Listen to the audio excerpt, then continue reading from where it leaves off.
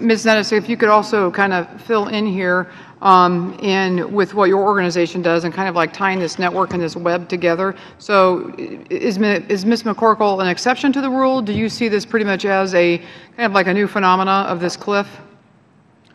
Chanel is actually, she is common. Most of the people coming through the door that have moved on into permanent employment, as I stated earlier, are very fearful because not only Chanel, her greatest fear is childcare.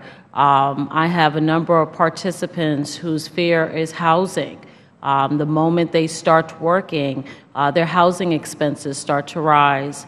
We also have a number of individuals that deal with just food stamps, as Chanel mentioned as well too, that once they start working, the month after, their food stamps are more than likely adjusted. Yeah, so and I need to pause you there. Mr. Sturley, I just have a really quick follow-up on something that you said as well when you talked about governors and changing mindsets and things like that. What can local and state governments do? What kind of role can they play in this whole mobility issue?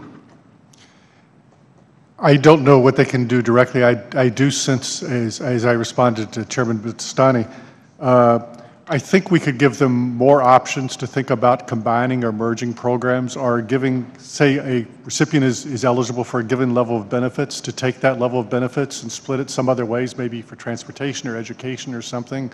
Maybe they're willing to accept a little bit less food stamps. The complication is, in a lot of cases, they don't have the jurisdiction. There's a huge jurisdictional splits. There's not, it's also an issue that my colleagues have dealt with a lot. There's not one-stop shopping for the client as well. So there's all sorts of coordination. I mean, one thing you might try to provide incentives for is just figure out ways to get these data sets together so we can actually even figure out what's going on at state and local levels. I appreciate it. And my time is up. Mr. Chairman, I yield back my time. Thank you. Now yield to the ranking member of the